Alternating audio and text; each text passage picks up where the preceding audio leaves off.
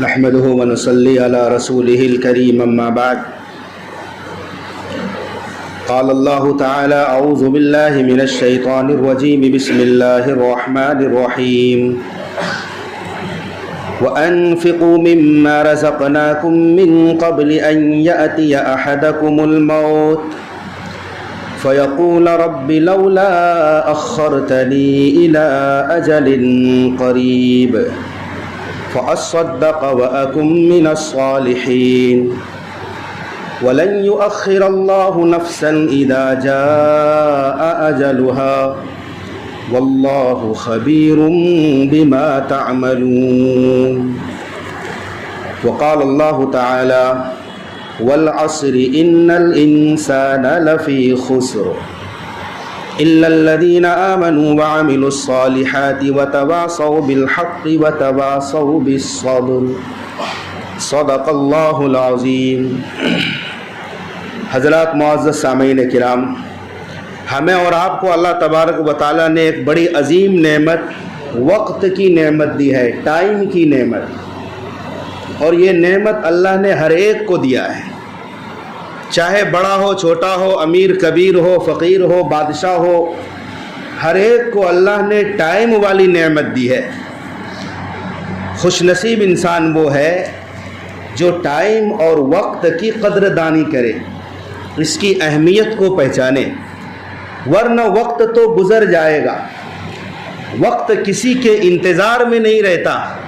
کہنے والے نے کیا خوب کہا ہے، وقت کا ہر لمحہ یہ کہتا ہوا گزرا مجھ سے، وقت کا ہر لمحہ یہ کہتا ہوا گزرا مجھ سے، ساتھ چلنا ہے تو چل، میں تو چلا جاؤں گا۔ وقت کسی کے انتظار میں نہیں رہتا۔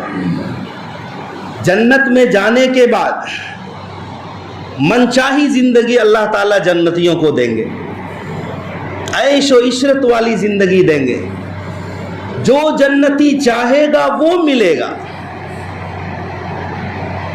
نہ غم نہ فکر نہ تکلیف، کچھ بھی نہیں۔ لیکن جنت میں جانے کے بعد بھی ایک چیز کا افسوس ہوگا، جنت میں جانے کے بعد ایک چیز کا افسوس ہوگا، حسرت ہوگی۔ جنتی کہیں گے کاش میرا فلاں وقت غفلت میں گزر گیا تھا، رب کی نافرمانی میں گزر گیا تھا، اے کاش میرا ٹائم غفلت میں نہ گزرتا۔ غفلت میں گزرے ہوئے اوقات کو یاد کر کے جنتی افسوس کریں گے۔ سوچو یہ کتنی بڑی نعمت ہے۔ ایک بار جب وقت گزر جاتا ہے، کروڑوں روپیہ خرچ کر کے بھی اس ٹائم کو ہم واپس نہیں لا سکتے۔ کہہ رہا تھا بہتا دریا وقت کا، قیمتی ہے لمحہ لمحہ وقت کا۔ آج ہم وقت کی ضیاع کرتے ہیں، برباد کرتے ہیں وقت کو۔ ٹائم کو جس نے برباد کیا ہے، ٹائم اس کو خود برباد کر دے گا۔ اور کامیاب انسان وہی ہے جو وقت سے فائدہ اٹھائے۔ بہتے دریا میں ایک بار ہاتھ پانی میں ڈالو تو جو پانی آپ کے ہاتھ سے ٹچ ہو کر آگے چلا گیا، اس کو آپ دوبارہ نہیں چھو سکتے۔ یہی مثال ہے وقت کی۔ ایک بزرگ نے کہا کہ میں نے وقت کی اہمیت کو سمجھا اس وقت جب میں بازار گیا تو وہاں دیکھا ایک برف فروش برف بیچ رہا تھا، رو رہا تھا اور چلا رہا تھا، کہہ رہا تھا لوگو برف خرید کر مجھ پر احسان کرو، میرا سرمایہ پگھل رہا ہے، میرا سرمایہ پگھل رہا ہے۔ یہ زندگی ہے، برف کی مانند پگھل رہی ہے، ہو رہی ہے عمر مثل برف کم، رفتہ رفتہ چپکے چپکے دم بدم۔ جب برف کی سلی پگھلتی ہے تو پگھلتے ہوئے ہمیں احساس نہیں ہوتا، لیکن وہ برف پگھل پگھل کر ختم ہو جاتی ہے۔ اسی طرح ہماری زندگی، آپ کیلکولیٹ کر دیں، اگر ایک انسان کی عام طور پر زندگی 60 برس ہے، 60-70 یہ اس امت کی عمر ہے، 70 سے زیادہ جو جی رہے ہیں وہ بونس میں جی رہے ہیں، یاد رکھو، اللہ کی طرف سے گفٹ ہے اس کے لیے جو 70 سے اوپر کی زندگی گزار رہے ہیں، ورنہ عام عمر اس امت کی 60-70 کے بیچ میں ہے۔ آپ زندگی کو اس مثال سے بھی سمجھ سکتے ہیں کہ مثلاً ایک شخص کی عمر 60 برس ہے، کتنے مہینے آتے ہیں، 60 برس میں کتنے دن آتے ہیں، گھنٹوں میں حساب کریں گے نا، 60 برس جس کی زندگی ہے 5,18,400 گھنٹے ہوتے ہیں. کتنے؟ 5,18,400 گھنٹے، بس 60 سالہ زندگی. آپ اس کا الارم لگا کر رکھیں، 1 گھنٹہ گزر رہا ہے گویا آپ کی زندگی کا ایک حصہ ختم ہو چکا. انسان کہتا ہے میری عمر 40 سال ہو گئی، 45 سال ہو گئی. عمر بڑھ نہیں رہی ہے، عمر ہماری گھٹ رہی ہے، ہماری عمر ختم ہو رہی ہے. جب ایک دن گزرتا ہے، ایک شام گزرتی ہے، ہماری زندگی کا ایک جزو ختم ہو جاتا ہے. عبداللہ ابن عمر رضی اللہ تعالیٰ عنہ سفر کر رہے تھے، ایک قبر کے پاس سے گزرے تو سواری روکی اور 2 رکعت نماز ادا کی. ساتھیوں نے کہا کہ یہ موقع نہیں تھا نماز پڑھنے کا. کہا کہ میں نے اس لیے پڑھا کہ میں اس قبر والے کو دیکھ کر اس پر مجھے رحم آ رہا تھا.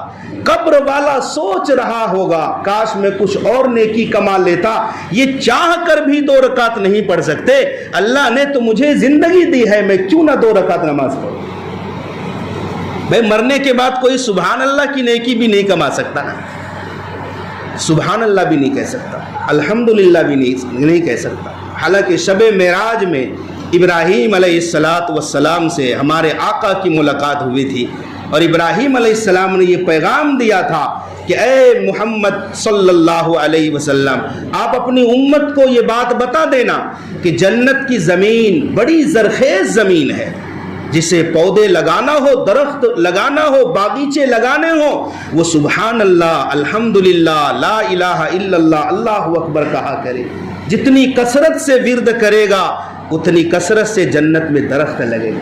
آج ہمارے ہاتھ میں ہے، وقت ہے، ٹائم ہے اپنے پاس. ہم جنت کے زرخیز زمین میں بہت سارے باغات لگا سکتے ہیں، لیکن جب مرنے والا کوئی مر کے قبر میں چلا گیا اب ایک سبحان اللہ بھی نہیں کہہ سکتے. ہم کتنا وقت کو ضائع کرتے ہیں. بڑے بوڑھے جو 60+ عمر ہے جس کی، وہ لوگ بھی ہاتھ میں موبائل لے کے ٹک ٹاک اور فیس بک اور نہ جانے کیا کیا، گلیوں میں بیٹھ کے، کرسیوں میں بیٹھ کے. اللہ کے بندے جو وقت گزر رہا ہے اس وقت کی قدر کرو. مرنے کے بعد دوبارہ یہ تمہاری زندگی میں نہیں آئے گا یہ وقت. اس کی جگہ تم سبحان اللہ کہہ لیتے. جوان آدمی کو تو چلو ایک امید پھر بھی ہے کہ جوانی کے بعد بڑھاپا آئے گا، یہ بھی ضروری نہیں، پر ایک امید تو ہے. جوان آدمی سوچتا ہے کہ چلو بڑھاپا ہے، لیکن جس کی عمر 60 سے اوپر چلی گئی اب وہ کس امید پر ٹک ٹاک چلائے گا، کس امید پر وہ وقت کو برباد کرے گا. اب تو صرف بڑھاپا ہے، بڑھاپے کے بعد قبر ہے، کوئی دوسرا راستہ ہی نہیں. اب کس امید پر جئیں گے؟ سبحان اللہ، الحمدللہ، بیٹھ کر تسبیح پڑھا کرو، وقت کو برباد نہ کرو. کل قیامت کے دن جہنمی لوگ، گنہگار لوگ جب جنت جہنم میں چلے جائیں گے وہاں کے عذاب کو دیکھیں گے. سانپ، بچھو، آگ کا جلنا، آگ کا کنواں اور گرم پانی اور مختلف عذابات. تو معلوم ہے جہنمی لوگ جنت نہیں مانگیں گے اللہ سے. جہنمی خوب چلائیں گے، روئیں گے، گڑ گڑائیں گے، لیکن اللہ سے جنت مانگنے کی ہمت نہیں ہوگی، کیونکہ جہنمی کو پتہ ہوگا کہ جنت بغیر نیک اعمال کے ملنے والی نہیں. جہنمی لوگ اللہ سے کہیں گے وَلَوْ تَرَىٰ إِذِ الْمُجْرِمُونَ نَاكِسُو رُؤُوسِهِمْ عِنْدَ رَبِّهِمْ. اس وقت تم دیکھو گے جب مجرم لوگ، گنہگار لوگ اپنے گردن کو جھکائے رب کے سامنے کھڑے ہوں گے، کیا کہہ رہے ہوں گے؟ ربنا ابصرنا وسمعنا، اے ہمارے رب ہم نے دیکھ لیا اپنی آنکھوں سے، ہم نے سن لیا یہاں کے حالات کو، فرجعنا، ہمیں دنیا میں ایک بار واپس بھیج دیں. کیوں؟ نعمل صالحا انا موقنون، ہم نیک عمل کریں گے، اب ہمیں پورا یقین آ گیا ہے. تو جہنمی لوگ ڈائریکٹ جنت نہیں مانگیں گے، جہنمی لوگ اللہ سے دنیا کی زندگی مانگیں گے، ایک بار دنیا میں ہمیں بھیج دیں، پھر دیکھیے ہم کیسے نیک کام کرتے ہیں.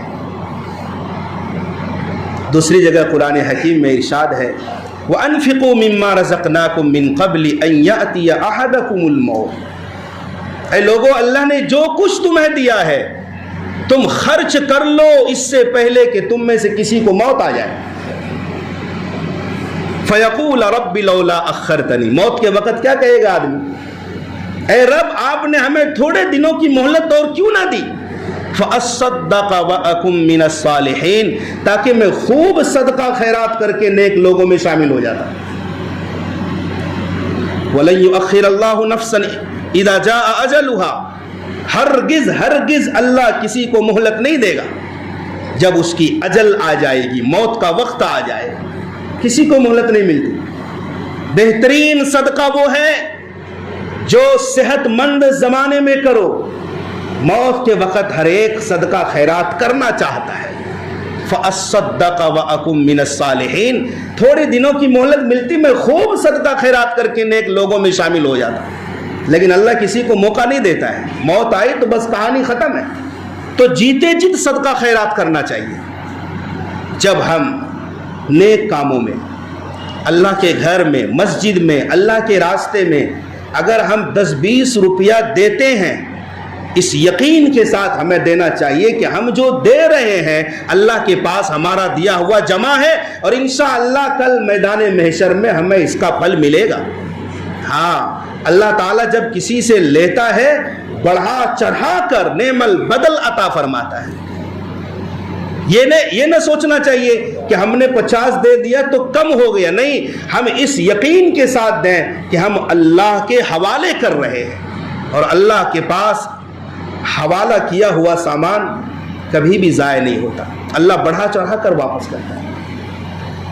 میرے بھائیوں، دوستو، بزرگوں، ہمارے آقا علیہ الصلاۃ والسلام کی عمر مبارک 60 سال کی جب ہو گئی، 63 سال میں آپ کا وصال ہوا تھا، آپ کی عمر جب 60 سال مکمل ہو گئی تو قرآن کریم کی آخری سورت نازل ہوئی، اذا جاء نصر اللہ والفتح۔ یہ قرآن کی سب سے آخری صورت ہے جو نازل ہوئی ہے۔ آیات نازل ہوئی بعد میں بھی، کچھ آیتیں نازل ہوئی، 2 آیتیں، 3 آیتیں، جیسے الیوم اکملت لکم دینکم واتممت علیکم نعمتی، یہ عرفات کے میدان میں آخری حج کے موقع پر 9 ذی الحجہ کو نازل ہوئی۔ آیتیں کچھ نازل ہوئی ہیں، لیکن پوری سورت، آخری سورت اذا جاء نصر اللہ نازل ہوئی۔ جس طرح پہلی سورت الحمدللہ رب العالمین سورہ فاتحہ ہے، یہ صرف شروع میں ہے اس لیے نہیں، نزول کے اعتبار سے بھی پہلی سورت ہے۔ ہاں، آیات پہلے نازل ہوئی، اقرأ بسم ربک الذی خلق کی 5 آیتیں ہیں، سورہ مدثر کی آیات نازل ہوئی، لیکن مکمل سورت کے نزول کے اعتبار سے سورہ فاتحہ سب سے پہلے نازل ہوئی، اور مکمل سورت آخری میں جو نازل ہوئی یہ سورہ اذا جاء نصر اللہ والفتح۔ اے نبی، جب آپ دیکھ لیں اللہ کی مدد آ گئی اور مکہ فتح ہو گیا، وَرَأَيْتَ النَّاسَ يَدْخُلُونَ فِي دِينِ اللَّهِ أَفْوَاجًا، اور آپ دیکھ لیں لوگوں کو کہ اللہ کے دین میں جوق در جوق، گروہ در گروہ داخل ہو رہے ہیں۔ فَسَبِّحْ بِحَمْدِ رَبِّكَ وَاسْتَغْفِرْهُ، اے نبی آپ اپنے رب کی تسبیح و تحمید کیجئے اور اپنے رب سے استغفار کیجئے، بے شک اللہ بہت زیادہ معاف فرمانے والا ہے۔ تو آپ کا کام فتح مکہ پر مکمل ہو گیا تھا۔ سن 8 ہجری میں مکہ فتح ہوتا ہے، خانہ کعبہ کے اوپر اسلام کا پرچم لہرایا جاتا ہے، خانہ کعبہ پر پہلی مرتبہ اذان ہوتی ہے، تو کیا آپ کا کام مکمل ہو چکا تھا؟ 60 سال کی عمر میں یہ صورت نازل ہوئی، حالانکہ آپ کی زندگی میں اسلام حدود عرب کے اندر ہی تھا، عرب سے باہر تو نہیں نکلا تھا۔ عرب سے باہر حضرت عمر فاروق کے دور میں ایران فتح ہوا، عراق وغیرہ ممالک فتح ہوئے تھے، ہندوستان میں تو اسلام نہیں آیا تھا، چین میں تو اسلام نہیں آیا تھا، آپ کا کام اور مشن مکمل ہو گیا تھا۔ ہندوستان میں تو دور عثمانی میں اسلام کا پرچم لہرایا ہے۔ جب مکہ فتح ہو گیا، خانہ کعبہ پر اذان ہو گئی، اسلامی پرچم لہرا گیا، تو خانہ کعبہ پوری دنیا اور دنیا کی تمام مساجد کی ماں ہے، یاد رکھیں۔ خانہ کعبہ تمام مسجدوں کی ماں ہے. اس بات کا اشارہ تھا کہ جب خانہ کعبہ پر اسلام کا پرچم لہرا دیا گیا، اب انشاءاللہ پوری دنیا میں اسلام کا پرچم لہرایا جائے گا. دیکھو جب لڑکی کی شادی ہوتی ہے، سسرال پہنچ جاتی ہے، تو بھی مائکے کا خیال اپنے دل و دماغ میں رہتا ہے، ماں یاد آتی ہے.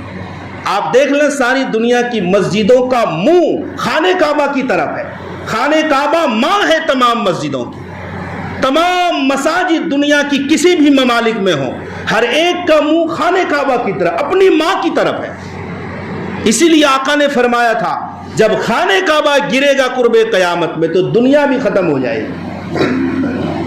خانہ کعبہ ماں ہے، یہ ناف ہے، یہ ناف ہے، مرکز ہے یہ. تو ہمارے آقا جب 60 سال کے ہو گئے تو اللہ نے کہا کہ اب خانہ کعبہ فتح ہو گیا، فتح کی خوشخبری سن لیجئے. اب آپ کا کام کیا ہے؟ اب آپ کی عمر 60 سال ہو چکی ہے، اب رب کی تسبیح بیان کیجئے، رب سے استغفار کیجئے، اور اللہ تعالیٰ بہت زیادہ معاف فرمانے والا ہے.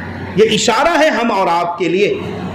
60 کے جب آپ ہو گئے ہو نا، اب ایک ایک قدم پھونک پھونک کر رکھے ہیں، کوئی بھروسہ نہیں. یوں تو بچوں کی قبریں بھی ہم نے دیکھی، جوانوں کی بھی قبریں ہوتی ہے، لیکن بڑھاپے کے بعد تو دوسرا کوئی راستہ ہی نہیں ہے. مولانا رومی رحمت اللہ علیہ نے مثنوی میں اپنی کتاب میں ایک واقعہ لکھا ہے. ایک شخص کو ایک ہیرا مل گیا، قیمتی بڑا ہیرا. تو ایک سنار کے پاس گیا، کہا بھائی اس کی جو قیمت ہے، جو مارکیٹ میں ویلیو ہے، وہ ہمیں بتا دیجئے. کہا اس کی قیمت بہت زیادہ ہے، ہم دے نہیں سکتے، سارا بازار آپ کو نہیں دے سکتا. آپ ایسا کریں یہ ہیرا لے کر بادشاہ وقت کے پاس چلے جائیں، ہو سکتا ہے بادشاہ دے دے. تو وہ آدمی وہ ہیرا لے کر بادشاہ کے پاس چلا گیا. بادشاہ نے دیکھا تو جی میں لالچ آ گئی. کہا کہ ایسا ہیرا تو ہماری پوری سلطنت میں نہیں، یہ ہیرا تو ہمارے پاس ہونا چاہیے. قیمت پوچھی تو وزیروں نے کہا کہ قیمت اس ہیرے کی اتنی ہے کہ آپ ساری بادشاہت بھی دے دیں گے تو بھی قیمت ادا نہیں ہو سکتی. بادشاہ نے کہا لیکن کسی بھی بہانے سے ہیرا لینا ہے ہمیں. تو ایک ترکیب سمجھ میں آئی. اس شخص سے کہا دیکھو یہ ہیرا مجھے دے دو، اور تم ایک کام کرو، کل صبح صبح آ جانا فجر کے وقت. ٹائم فجر سے لے کر مغرب تک رہے گا پورا دن، اور بادشاہ کے خزانے میں چلے جانا. جتنا سامان تم نکال سکتے ہو باہر خزانے سے وہ سب تمہارا ہوگا. یہ اس ہیرے کی قیمت ہے. مولانا رومی لکھتے ہیں کہ وہ آدمی اندر چلا گیا فجر کے بعد ہی. اندر کا جو جلوہ تھا، جو نظارہ تھا، اس کی عقل سے بھی اوپر تھا. بادشاہی خزانہ، سونے چاندی اور ہیرے جواہرات، قیمتی شاہانہ لباس، پھر مرگن اور انواع و اقسام کے کھانے. یہ تھکا ہارا بندہ کھانا کھایا، شاہانہ لباس پہنا، اور پھر وہاں خدام تھے، نوکر چاکر تھے، بہترین ہوائیں آ رہی تھی، بس سو گیا. سوچا کہ ابھی تو 9-10 بجے ہیں، ابھی تو پورا دن باقی ہے، شام تک ٹائم ہے. تو جب وہ سویا تو پتا چلا کہ کوئی اسے جگا رہا ہے. تو جب بیدار ہوا تو کہا کیا بات ہے؟ کہا چلو مغرب کا وقت ہو چکا ہے، سورج غروب ہو گیا ہے، اب باہر نکلو. کہا نہیں میں نے تو کچھ لیا بھی نہیں، ابھی مجھے تو بہت کچھ لے کر کے جانا ہے خزانے سے. کہا نہیں اب وقت ختم ہو چکا، اگر عزت سے جاؤ گے تو ٹھیک ہے، ورنہ دھکے مار کر باہر کر دیے جاؤ. مولانا رومی لکھتے ہیں کہ اس واقعے سے ہمیں سبق یہ ملتا ہے کہ اللہ نے قیمتی ہیرا ٹائم کا ہمیں دیا ہے. یہ ٹائم، یہ زندگی، یہ وقت قیمتی ہیرا ہے. ہم اس ہیرے کو کہاں خرچ کر رہے ہیں؟ اس کی کوئی قیمت نہیں ہو سکتی، کوئی قیمت نہیں ہو سکتی. کروڑ روپیہ اگر کسی کا ڈوب جائے، گم ہو جائے، برباد ہو جائے، شاید زندگی میں اس سے بھی زیادہ مل جائے. لاکھوں روپیہ برباد ہو جائے، شاید دوبارہ مل جائے، ہو سکتا اس سے بھی زیادہ مل جائے. لیکن ایک سیکنڈ، ایک منٹ کسی کا چلا گیا تو دوبارہ نہیں ملے گا، بالکل نہیں ملے گا.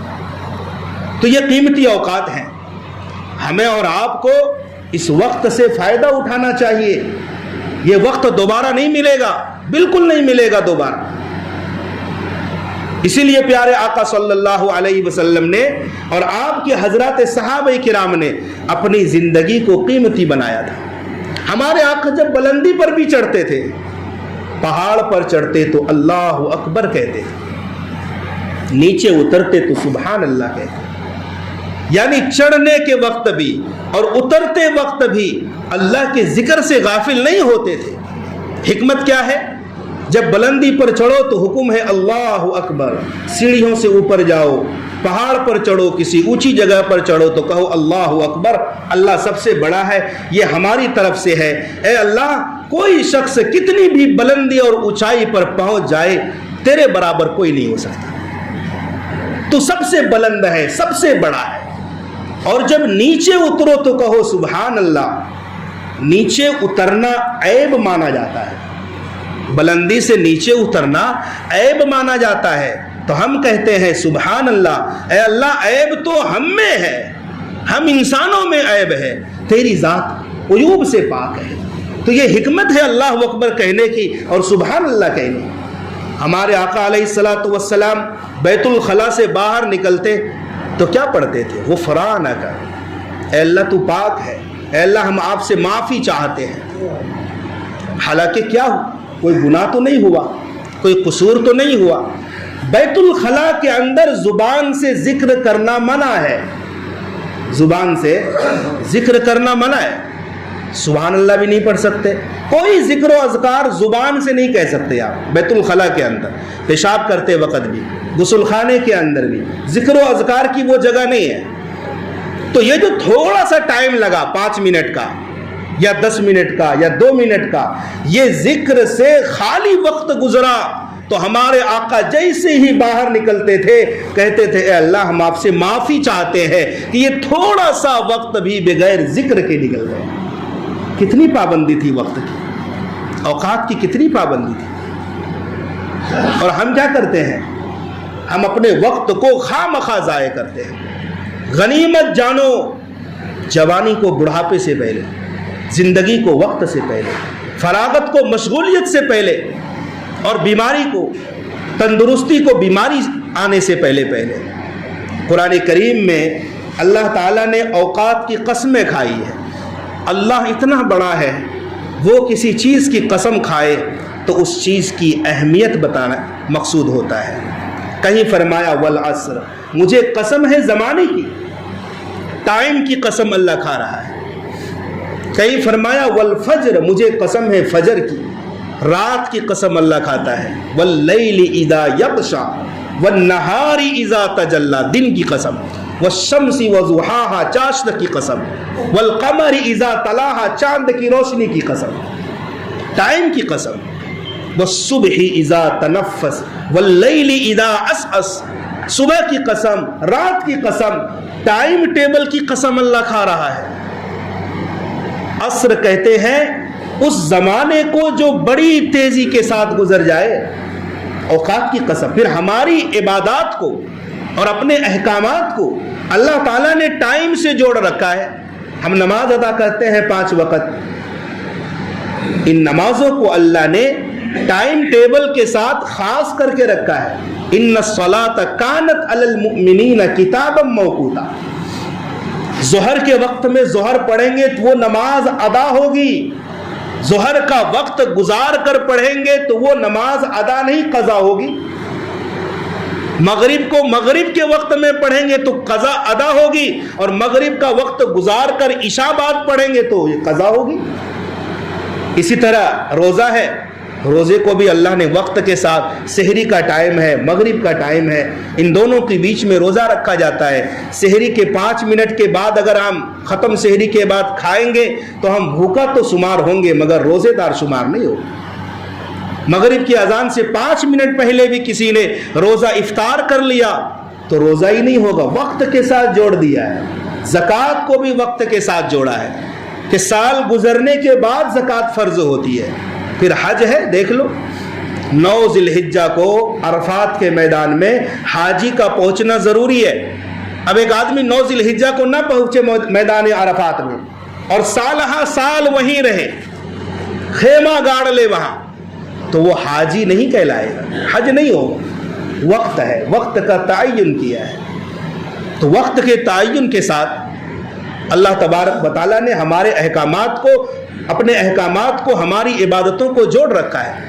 اسی لیے اگر ہم کسی کو ٹائم دیتے ہیں گویا اپنی زندگی دے رہے ہیں. آج سے عہد کریں انشاءاللہ ہم وقت کا مکمل، وقت کی پابندی کریں گے اہتمام کے ساتھ.